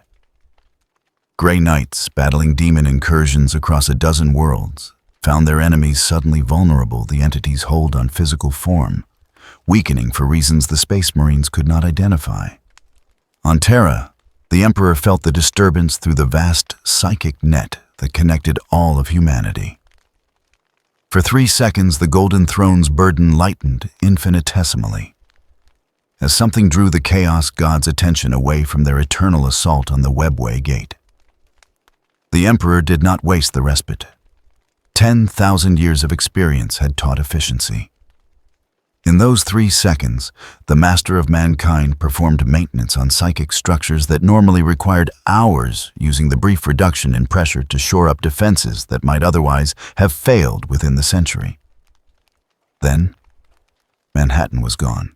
Not departed to another location within the universe, but removed from the universe's equations entirely.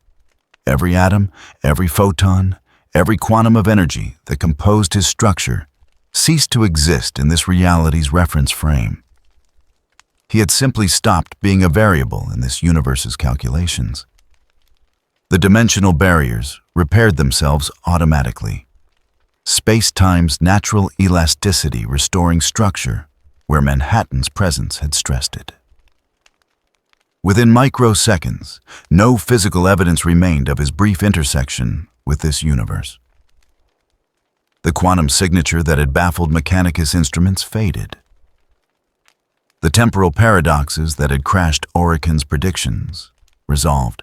The format errors in the warp's structure smoothed themselves out.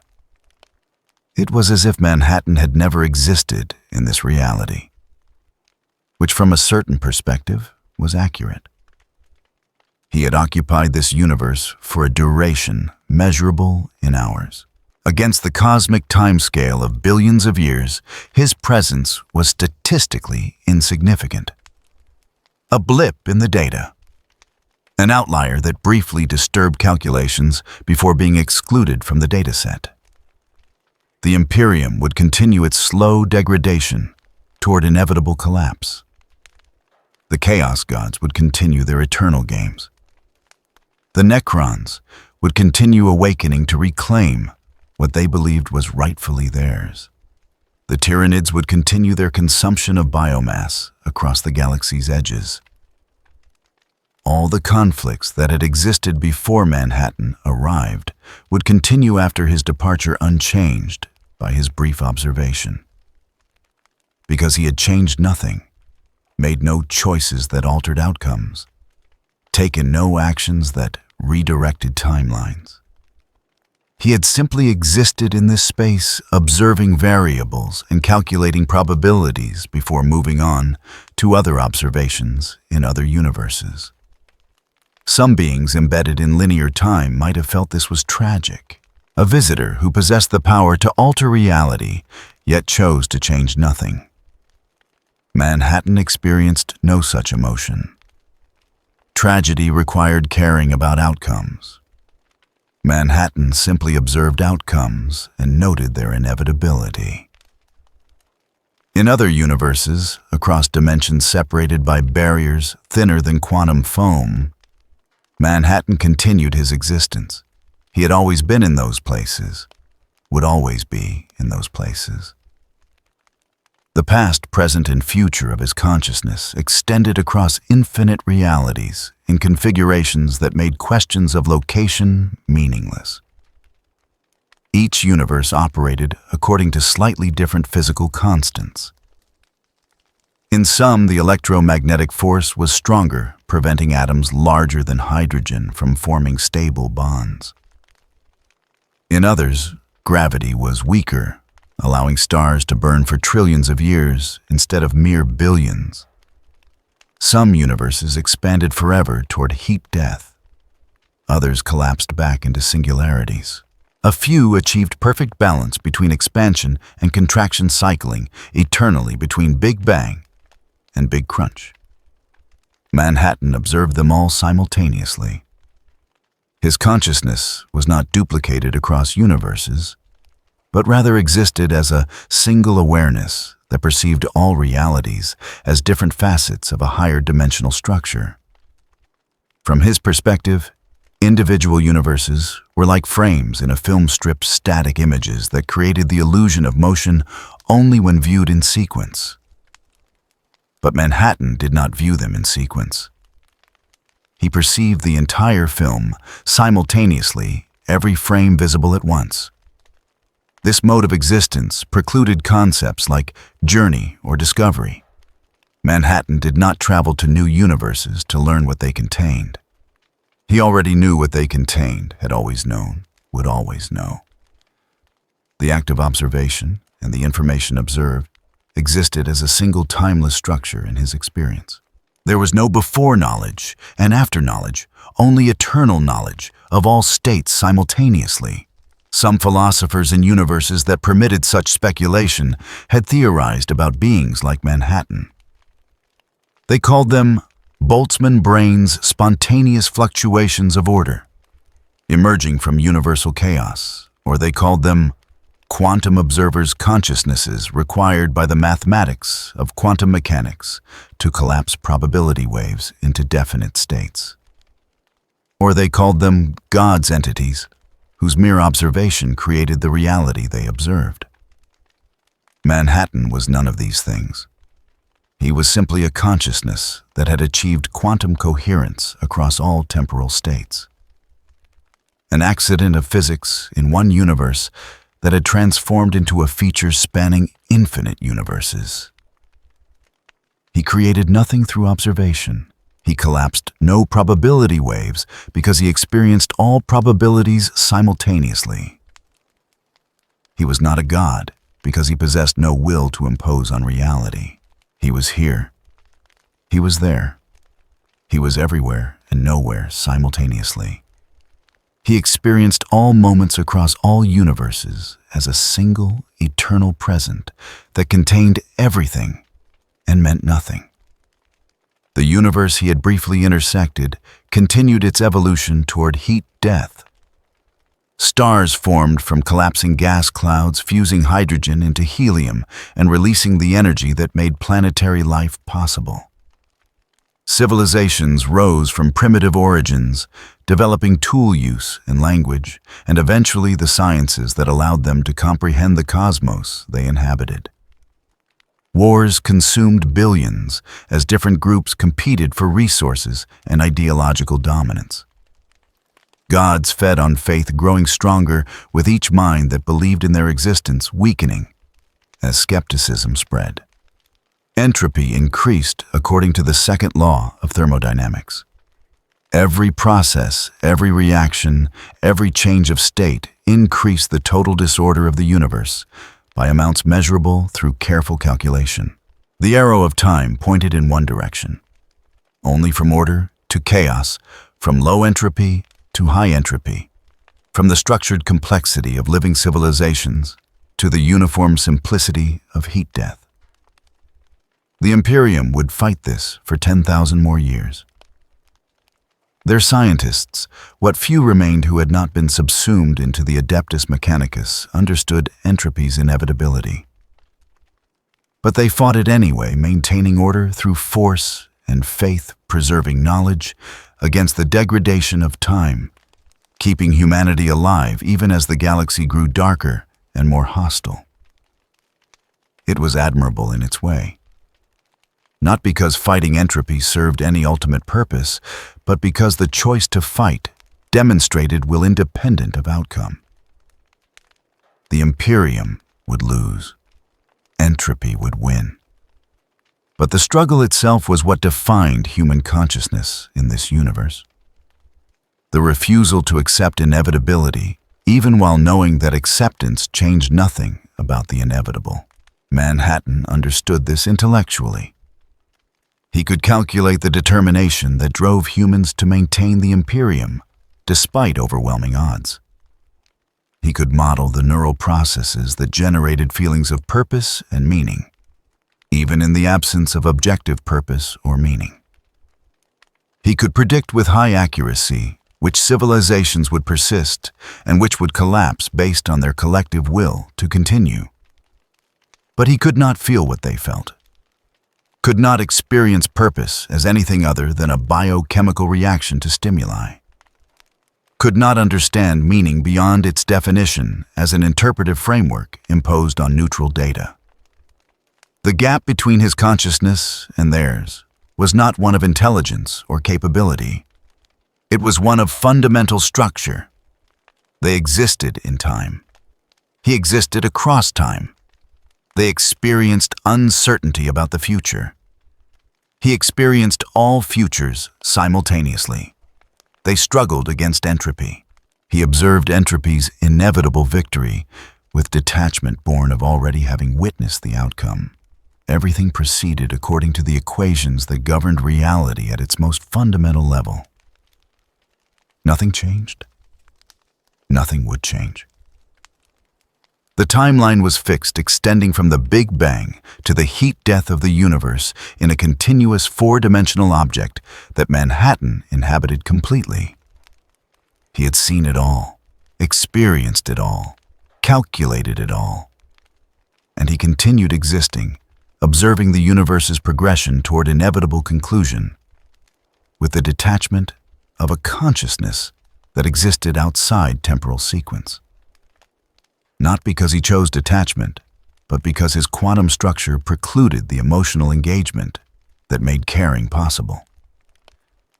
In the 41st millennium, in a galaxy where there was only war, a blue figure had appeared briefly before vanishing without explanation.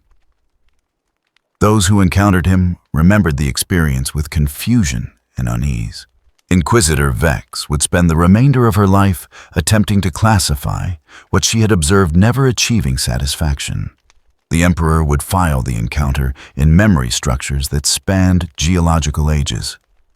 One more datum in an existence measured in millennia. Orican the Diviner would reformulate his prediction matrices, creating new mathematical frameworks that could account for uncalculable variables without requiring those variables to be calculated. The Chaos Gods would return to their eternal conflicts, the brief disturbance Manhattan caused already forgotten in the endless flow of the great game. Those who witnessed his power struggled to classify what they had observed, fitting the blue anomaly into categories that could not properly contain him. Those who attempted to manipulate him learned that some variables could not be controlled, that some beings existed outside frameworks built on control and prediction. But ultimately, his presence changed nothing.